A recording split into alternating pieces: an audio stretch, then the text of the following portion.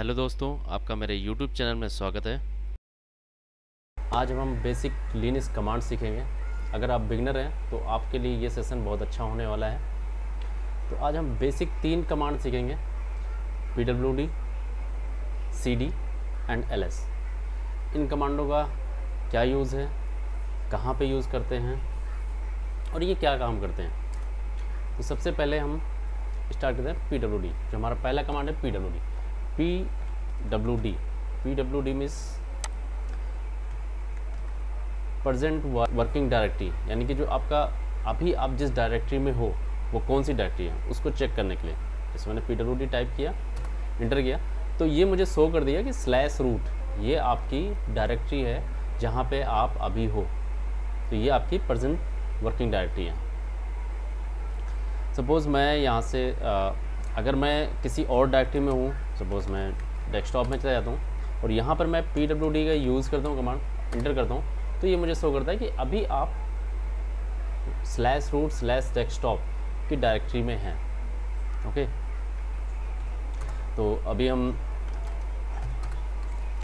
दूसरा कमांड है ls command.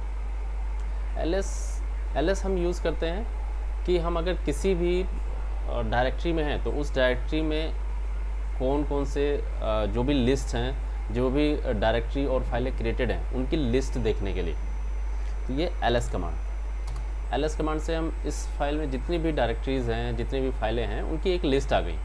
अब ls के साथ हम कई सारे ऑप्शन भी यूज़ करते हैं जिससे हमें और डिटेल में इन फाइलों के बारे में जानकारी मिलती है।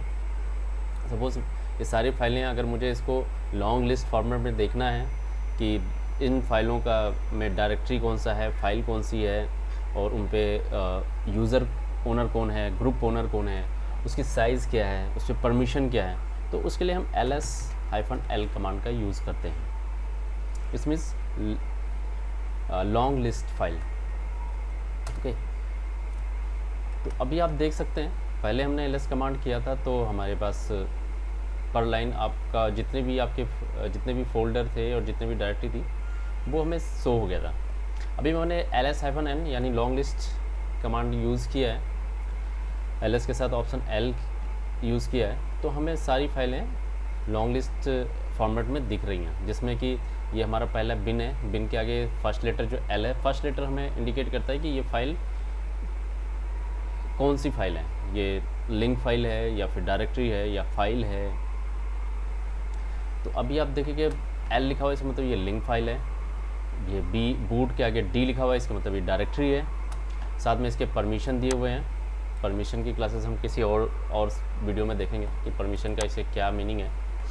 और फिर उसके बाद में इसके यूज़र कौन है, रूट है, इसका ग्रुप कौन है, रूट है, और इसकी साइज़ क्या है, 7 बाइट है।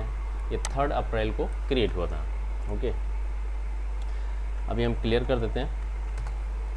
स्क्रीन क्लियर करने के लिए क्लियर कमांड होता है। उसके बाद अभी हम ls के साथ में एक और कमांड यूज़ करेंगे, -la।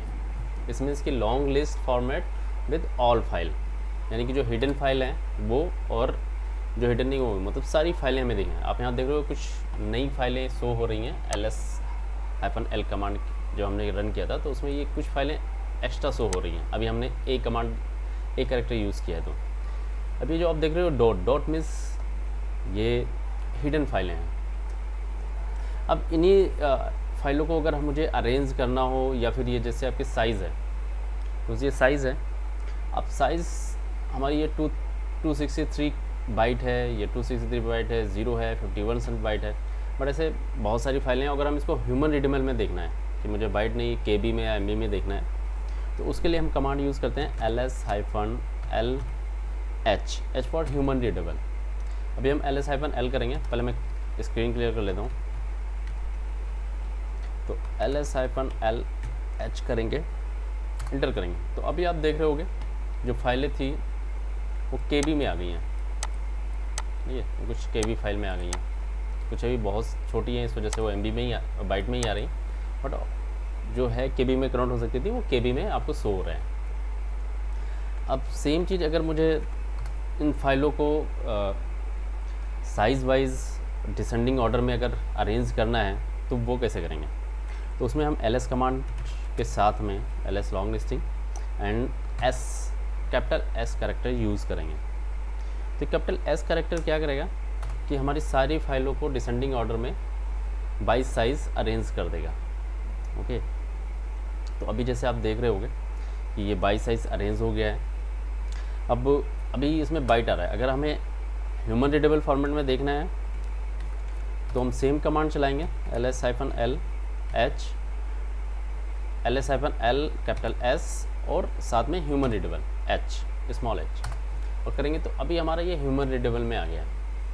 ठीक है, ये हमने सॉर्ट कर लिया है डिसेंडिंग ऑर्डर में, human readable file size with descending order.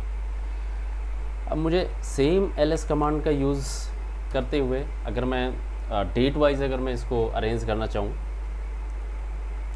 कि ओल्डेस्ट डेट लेटेस्ट डेट्स आपका सबसे नीचे हो, तो इसके लिए ls-l यानी long listing r reverse t time. तो ये क्या हो गया कि अभी जो टाइम के हिसाब से ये रिवर्स हो गया है, मतलब जो आपका ओल्डेस्ट है वो सबसे ऊपर है और जो न्यूएस्ट है वो सबसे नीचे है फाइल। इसी तरीके से ls कमांड का बहुत सारे यूज़ हैं। ls-l को हम इस फॉर्मेट में भी किसी अभी जैसे मैंने ls-l चलाया तो मुझे इसके अंदर सारे दिख रही हैं। अब मैं pwd जो मैंने आपको पहले बता चुका हूँ, इसमें हम रूट में हैं तो हम cd करके रूट में चले जाते हैं। ओके, अभी रूट में आ गए, ls-l करेंगे तो हमें ये सारी फाइलें दिख रही हैं। अब सपोज़ एक मिनट मैं क्लियर कर देता हूँ जिससे आपको अच्छी तरह शो हो। तो अभी हम /root डायरेक्टरी के अंदर हैं, यहाँ पे ls-l कर रहे हैं तो हमें ये सारी डायरेक्टरी और फाइलें दिख रही हैं। अब ls-l मुझे सिर्फ इस फाइल को देखना है कि इसके क्या डायरेक्टरी है, क्या परमिशन है या XYZ जो भी इसके डिटेल हैं वो मुझे देखना है। तो मुझे ls-l अगर मैं करूँगा तो सारी दिखेंगी, मुझे सिर्फ एक सिंगल फाइल देखना है। तो उसके लिए ls-l और फिर उस डायरेक्टरी का नाम और उसके अंदर एंटर करेंगे तो वो सिर्फ इस डायरेक्टरी के अंदर जो फाइलें क्रिएटेड हैं उसकी डिटेल दिखाएगा। मैं इसके अंदर इंटर नहीं किया बट ls-l और उस डायरेक्टरी का नाम दिया तो उसके अंदर जितने भी फाइलें हैं वो मुझे दिख गया। मुझे डेस्कटॉप के अंदर जाने की ज़रूरत नहीं है, मैं बाहर से भी देख सकता हूँ क्योंकि अभी आप देखो तो मैं वहीं पे हूँ, रूट में हूँ। ठीक है, अभी दोबारा अगर मुझे सिर्फ डेस्कटॉप का ही देखना है, उसके अंदर के कंटेंट नहीं दिखने, सिर्फ डेस्कटॉप की डिटेल दिखनी है तो ls-ld बस डायरेक्टरी, सिर्फ डायरेक्टरी शो कीजिए। उसके अंदर ये सिर्फ डायरेक्टरी के डिटेल शो करेगा कि कितनी साइज़ है, 79 बाइट है। अगर मैं इसको h यहाँ पे कर देता हूँ, ओके, तो भी 79 बाइट है क्योंकि वो केबी में कन्वर्ट नहीं हो सकता, तो भी बाइट ही शो कर रहा है। तो ls कमांड के ये सारी यूज़ हैं। अब जो हमारा थर्ड कमांड है वो है cd कमांड।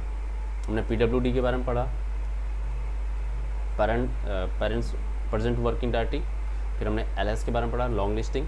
अब उसके बाद हम cd कमांड में से चेंज डायरेक्टरी, हम किसी भी डायरेक्टरी में हैं वहाँ से हमें चेंज करना है तो हम cd कमांड का यूज़ करते हैं। सपोज़ हम अभी pwd हमने टाइप किया तो हमें बता दिया इसने /root फोल्डर में आप हो, ये आपकी प्रेजेंट डायरेक्टरी है। अब मुझे यहाँ से जंप करके डेस्कटॉप में जाना है तो मैं करूँगा cd चेंज डायरेक्टरी डेस्कटॉप। अब मैं डेस्कटॉप के अंदर आ गया। अब मैं अगर pwd कर रहा हूँ तो मुझे दिखाता है ये /root फिर /डेस्कटॉप, आप यहाँ पे अभी हो। ठीक है, अभी मुझे यहाँ पे अगर मैं ls-l करूँगा तो मुझे इसके अंदर की डायरेक्टरी सारी दिखेगी और फाइलें दिखेंगी। अब मुझे इसके अंदर एक न्यू डायरेक्टरी है, ये न्यू डायरेक्टरी है, मैं इसके अंदर जाता हूँ, cd change directory to new. अभी मैं आ गया न्यू डायरेक्टरी में। अभी पहले हमने जब चेंज किया था तो आपको यहाँ पर डेस्कटॉप दिख रहा था तो आप इजीली आइडेंटिफाई कर सकते हैं डेस्कटॉप, क्योंकि जो पाथ था वो शॉर्ट था। बट अभी आपको न्यू दिख रहा है, बट आपको नहीं पता ये न्यू डायरेक्टरी कहाँ पे है। तो यहाँ पे pwd करेंगे तो हमें पता चल जाएगा कि एक्चुअल में हम कहाँ पे हैं। हम रूट के अंदर, डेस्कटॉप के अंदर न्यू डायरेक्टरी है उसके अंदर हम हैं अभी। और मैं इसके अंदर अगर देखता हूँ कोई फाइल है तो नहीं, यहाँ पे कोई भी फाइल नहीं है। तो इस तरह से cd का यूज़ करके हम डायरेक्टरी चेंज कर सकते हैं। अब मुझे न्यू से डेस्कटॉप में जाना है तो just cd space double dot, तो हम एक स्टेप पीछे चले जाएंगे। अभी मैं डेस्कटॉप पे आ गया। ओके, अब सेम चीज़ हम अगर 2 स्टेप पीछे जाना है तो फिर हम क्या करते हैं, मैं पहले न्यू में चले जाता हूँ, चेंज डायरेक्टरी। ओके, अब मैं न्यू में आ गया।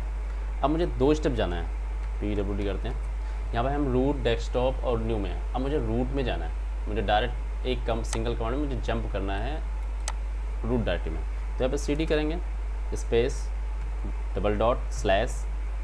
यानी कि 2 बार 2 डायरेक्टरी पीछे। अब हम 2 डायरेक्टरी बैक आ गए। तो PWD करेंगे, भी हम रूट में हैं। तो ये हमारे यूज़ हैं LS कमांड के, CD कमांड के और PWD कमांड के। ये डेली यूज़ में आते हैं। आई होप आपको अच्छी तरीके से समझ में आ गया होगा LS, PWD और CD का यूज़ क्या है और कहाँ पे यूज़ करते हैं। अब हम अगले वीडियो में मिलेंगे आपको नए कमांड के साथ।